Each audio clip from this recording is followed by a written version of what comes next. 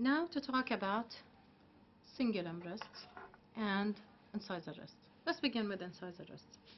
The way we prepare them usually is using a parallel sided burr, and we tilt the burr in a way that is inclined labially, and we begin preparing the surface, making sure that this side is slightly flat with the distal side, or slightly more apical than the lateral or proximal side of it.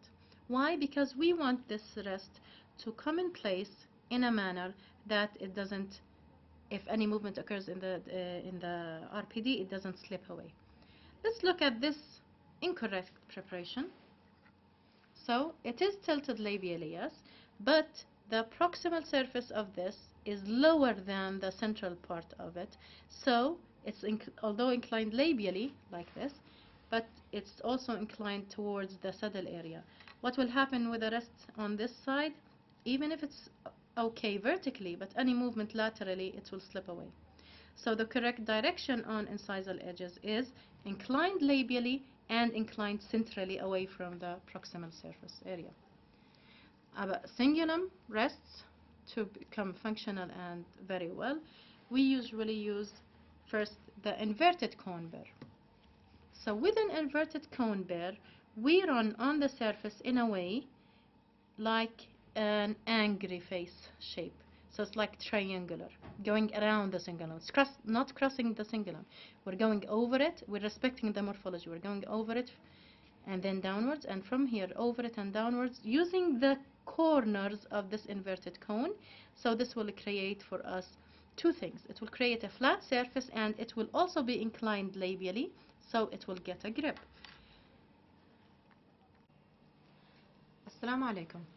Today we're going to talk about a step called tooth preparation, which is an essential part of removable partial denture procedures.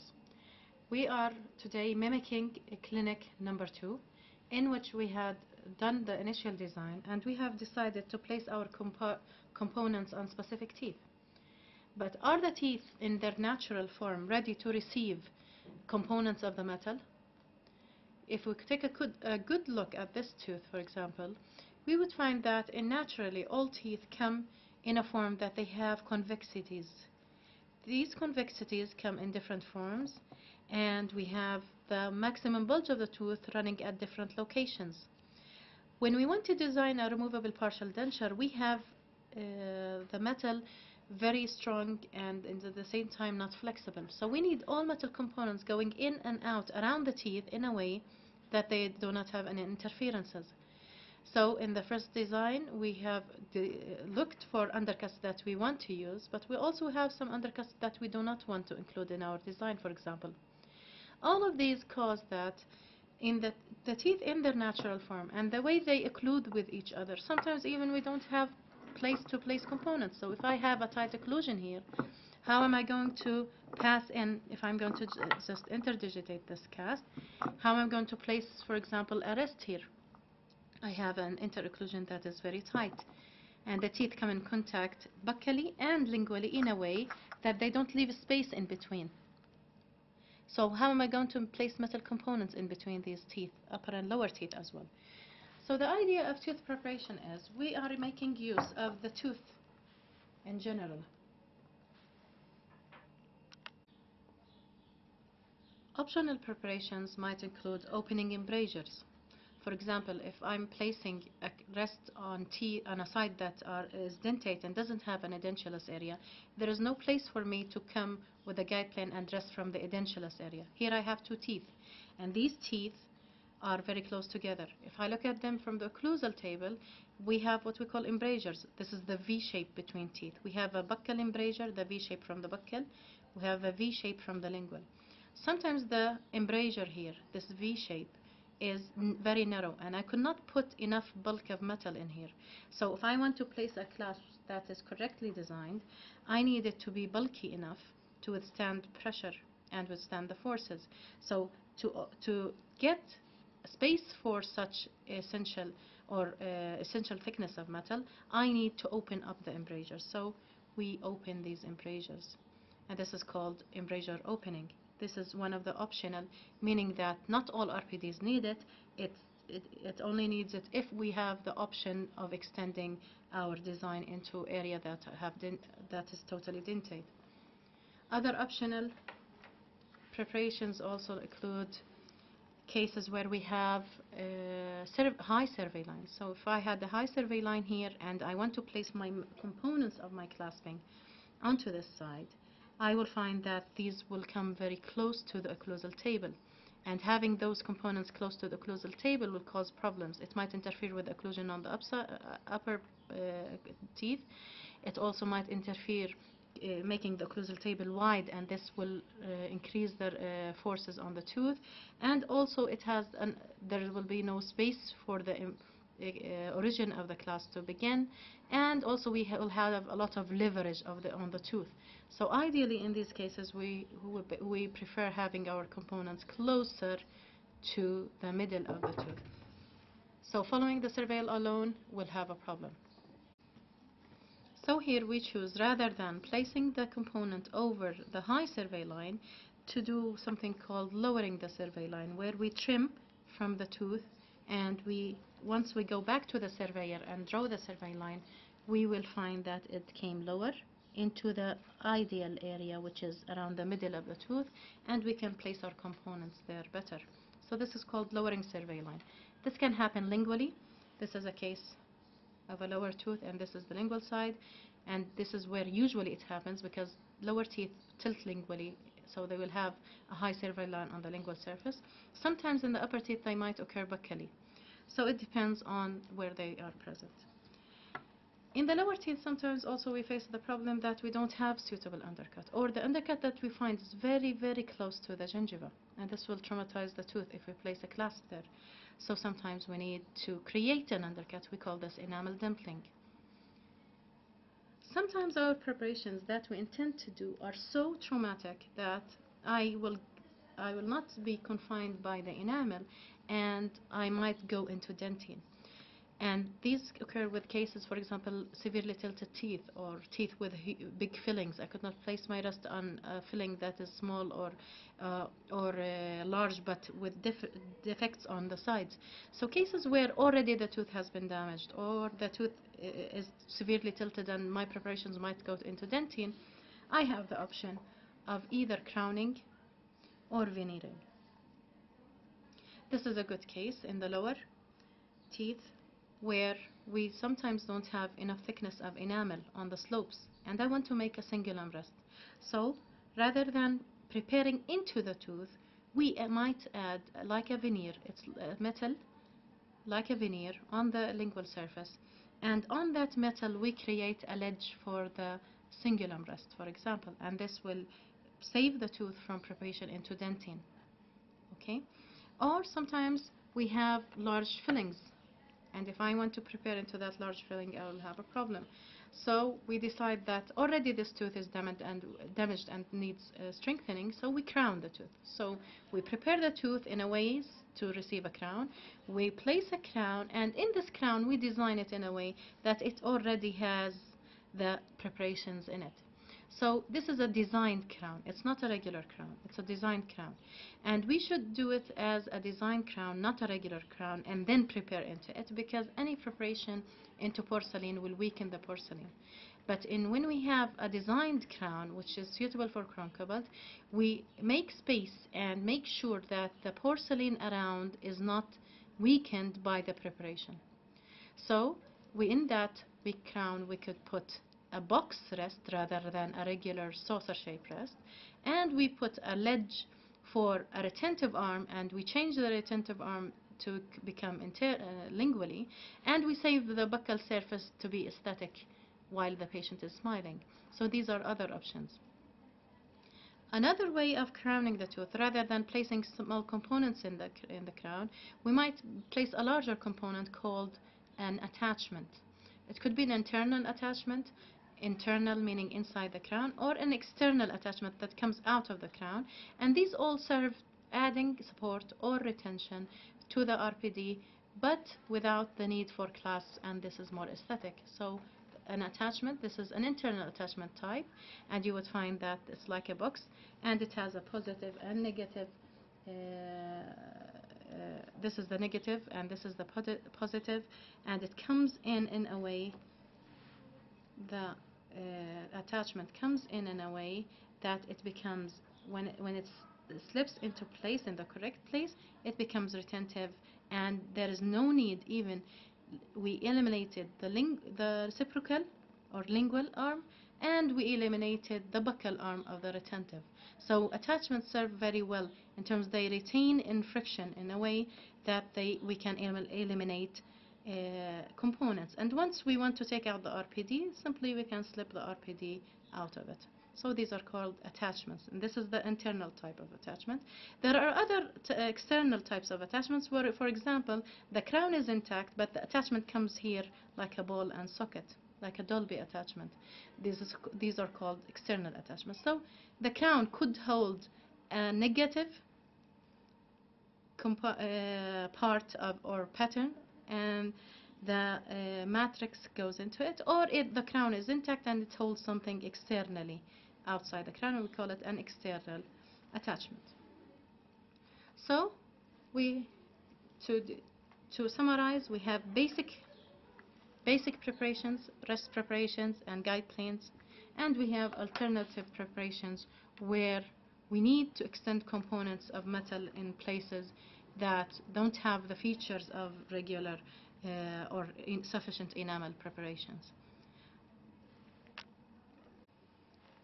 Now in this part of the video, we're going to talk about preparation of essential components, which are the guide planes and the rests. These are the basic preparations that abutment teeth should receive, and these include the steps where we use the burrs to alter the enamel slightly. Now the burrs type that we use are usually fine diamond burrs, because we want not to traumatize or crack the enamel while preparation, so we don't use Fisher burrs. We want the final or resultant preparation to be very smooth and rounded, so fine diamond burrs are the best. We might use the Fisher type Fisher burr. We might use tapered burrs. We might use round burrs, big round burrs, small round burrs. We might use Fisher shaped burrs, inverted cones, and other tapered shapes like football shaped burrs. So let's go to the very basic. Very basic preparation is a rest preparation. For terms of simplicity, I have divided this demonstration in a way that we will take it in steps. So the first preparation that we do is guide plane preparation, even before we begin with the rest preparation. Why? Suppose I've done a beautiful, let's say I have began using rest preparation, and I've done this beautiful rest, but then later on I'm going to add a guide plane. What will happen here? I will lose part of the rest morphology. So when I want to do a guide plane and rest preparation on the same side, I usually begin by step number 1, which is doing the guide plane first. Guide planes are the planes on the tooth on which a guide plate will come in, and this guide plate, once in contact, it will guide the RPD in and out in a specific direction. So these are guide planes. So using a Fisher burr on teeth that were naturally convex in terms of morphology. So we said that natural teeth, we have teeth with convexities, and this will not serve as a good guide plane. So we need to flatten it to act as a plane. So using the burr, the parallel-sided burr, diamond burr, we go around the tooth and as if we're wiping the surface. We try to control our hand in terms of angulation, that we are in the same tilt that we have decided using our initial design on the surveyor. So if I was on 0 tilt on the surveyor, I come down very perpendicular to the tooth and begin wiping the surface in a controlled manner until it's flat. The flatness should not extend to the marginal gingival area. The marginal gingiva here is away and protected.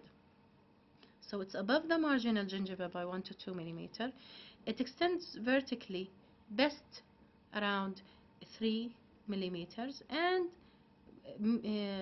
buccolingually, it the control of the buccolingual width depends on the contact area of the tooth and the area available for preparation. To know exactly how much you need to extend buccolingually, train yourself on the adequate reduction using the chisel, and we will show you how to do it on the cast in a moment using the surveyor. So whatever I have decided in the e-shield design, I'm going to do it here. So this is step number 1, creating this flat surface, which we call the guide plane. Step number 2, so this is now ready. Step number 2, remember that natural teeth have what we call marginal ridges, and these marginal ridges are the area or the place where opposing teeth come into contact. So suppose this is an upper, this is actually an upper, and this is a lower, and once this tooth wants to come in contact, this is a 5 and this is a 4, another 5 actually. So when this comes in contact, actually the tip of the cusp of this goes on the marginal ridge of the lower tooth. So let's go on this side. So you see that the cusp is over the ridge. So how am I going to put a rest if this contact is present? I will not have space to place my rest here on over the marginal ridge. So I need to reduce the marginal ridge in a way that I will have space. So this space is created by trimming down the marginal ridge at the beginning. The burr that I use for trimming down the marginal ridge, I could use a tapered burr or a fisher burr, but I tilt the direction of the burr in a way that it goes in this direction downwards. So I begin reducing the marginal ridge around 1.5 to 2 millimeters to make sure that I have space between it and the opposing tooth. And notice the direction is going lingually. The burr is directed in this way. I'll tell you why in a moment, but the idea is we remove the marginal ridge. So this is step number 2. Step number 3. After I have lowered this, so now I have this ready and the marginal ridge ready, I need to reduce from inside the tooth, and I want to create the rest area. How do I do it? I use first a large round burr.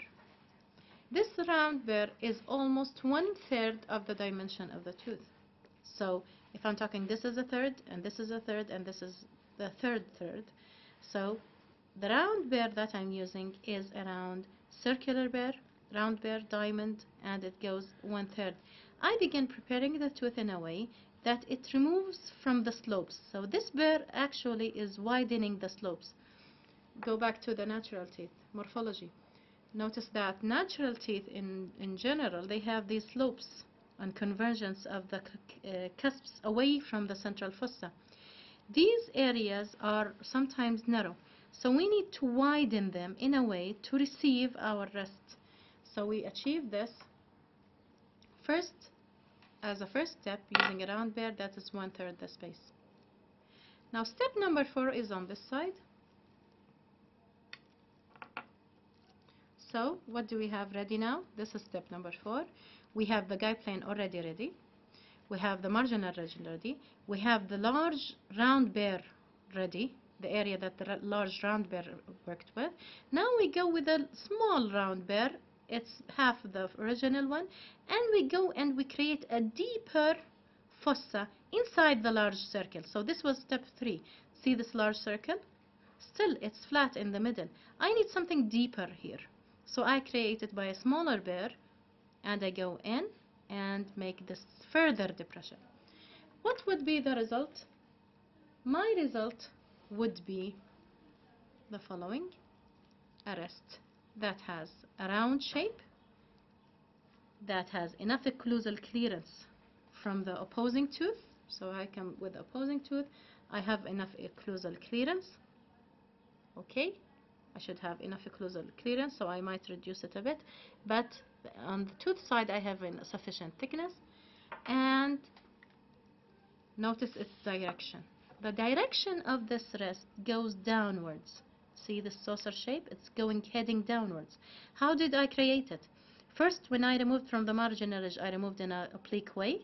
Then I created another round area in the center of the fossa here, and these all direct the rest in this direction. What happens is that this rest has a good grip on the tooth. So no matter how much the RPD is moving on this side, it's not pulling the tooth. It's not slipping from the tooth. It's on the tooth. If I go back and see this unprepared tooth yet, and put on it a rest as it is, I'll have a problem with occlusal clearance. I will have a problem that this is very thin.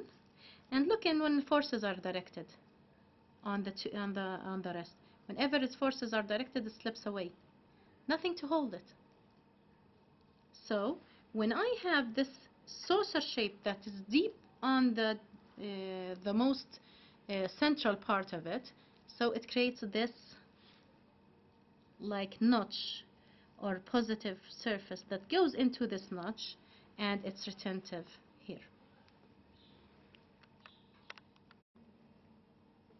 So we want to make use of features of normal teeth to aid our design.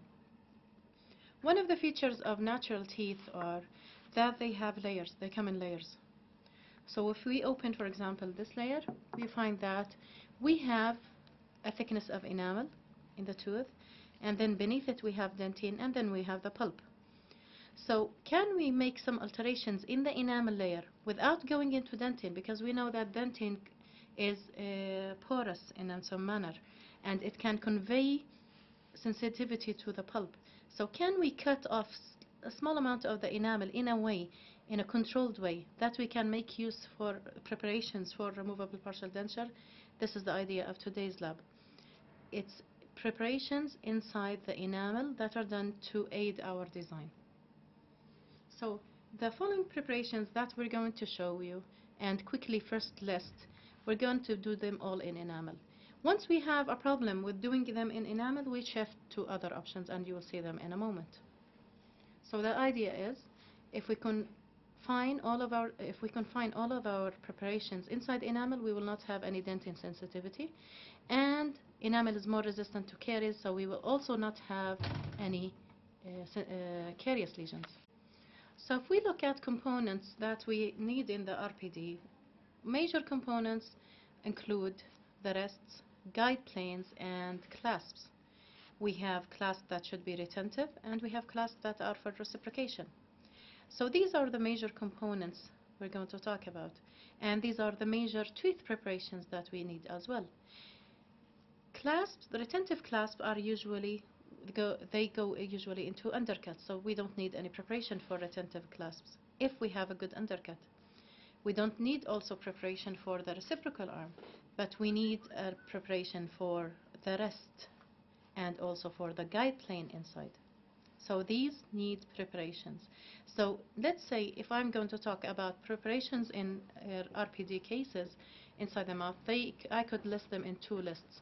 Essential preparations, these include rests and guide planes, and optional preparations, and these include the following. Now what is left for us is to know other types of rests. So these are the rests that we talked about. We have occlusal rest in different teeth. So we have this occlusal rest in the lower 7. It might be a distal, it might be a mesial rest, but these all follow the same rules. Even on a premolar, they follow the same rules. So I have my guide plane, and I have my rest in location, and I have all of the features present here. Now, what about anterior teeth? How do we create rests on anterior teeth? Anterior teeth have different morphologies. So if we're talking about lower incisors, we might place rests on lower incisors, but usually we avoid using upper incisors for preparations. If I choose to do the lower incisors, I might place what we call an incisal rest. So this rest is resting on the incisal edge of the tooth. So when we're looking at it from the anterior, it doesn't appear a lot. So aesthetically, it's very beautiful. But we have to prepare it in a correct way. We'll talk about it in a moment. On canines, we have two options. In the upper canine, usually we have enough bulk of the tooth, and we can create what we call a cingulum rest. On the lower, sometimes we have sufficient thickness of enamel and we can prepare it on as a cingulum rest, but sometimes morphologically some lower canines are so smooth and the cingulum is not prominent at all. We know that this is thin enamel, and sometimes even the shadow of the dentine is showing through. So if I prepare this cingulum rest in the enamel here, I'll get a perforation definitely.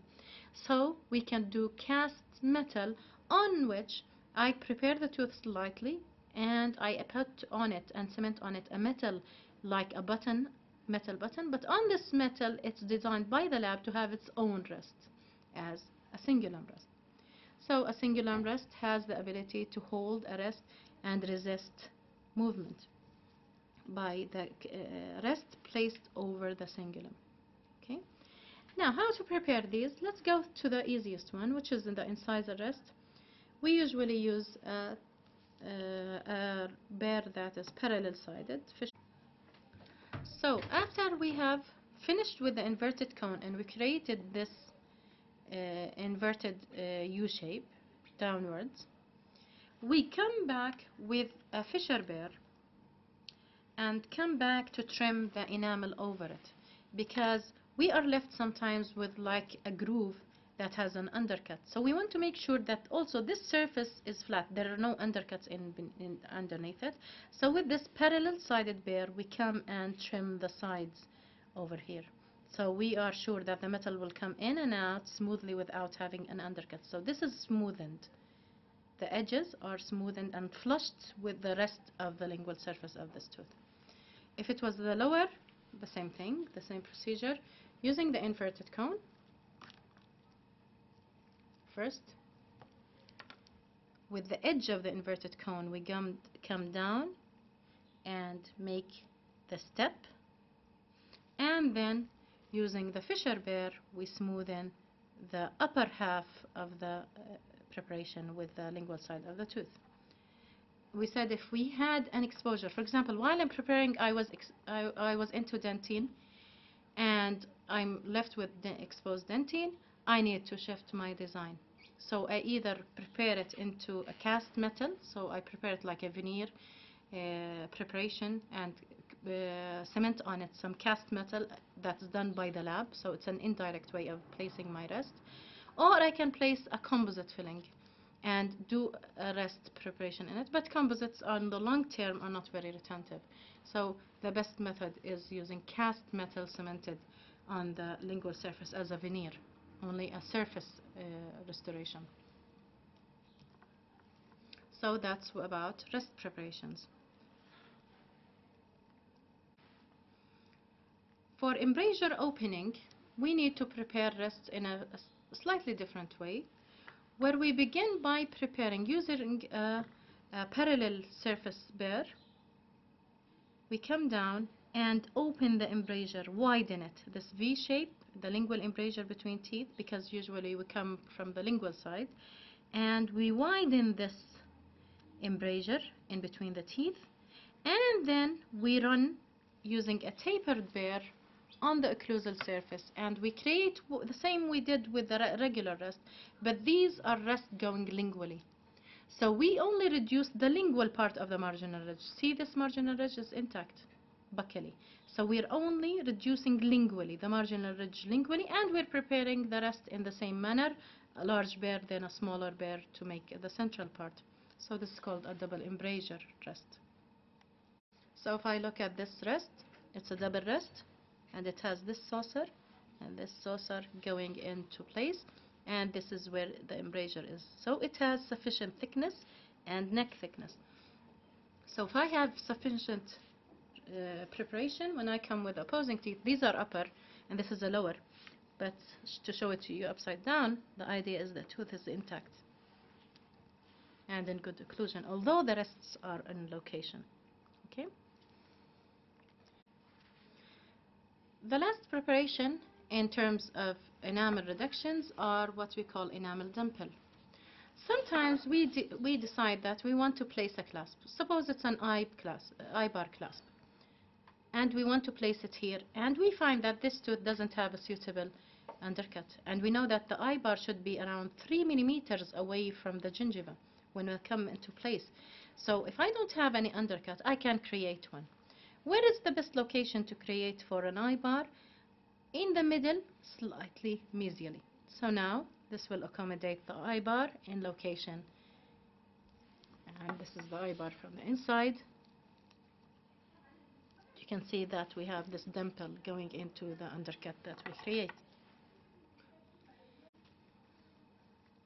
If it was an upper molar tooth and we want to place a regular clasp assembly, and we don't have an undercut in a suitable location, we can place it in a way that we do an enamel dimple, and in this clasp will go into the enamel dimple. So if I look at this clasp from the inside, you will notice that this button shape will go into the notch shape in here. So this is creating undercuts using enamel preparations. As we said, finally, sometimes all enamel preparations are not sufficient.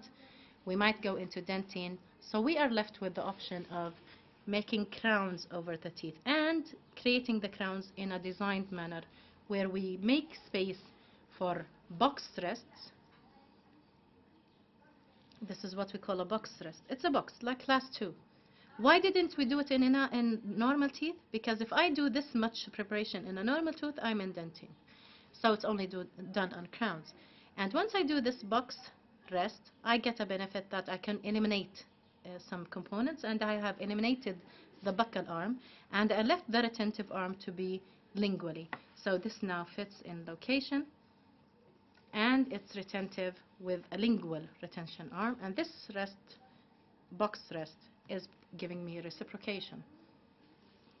And as we said about attachments, putting attachments inside the crown, place by controlled manner where we place an attachment long box, and these are usually longer than rest box. They come parallel walls, and they have some slightly wider area in the central part of it. So it's wider here than the exit over here. So I could slip in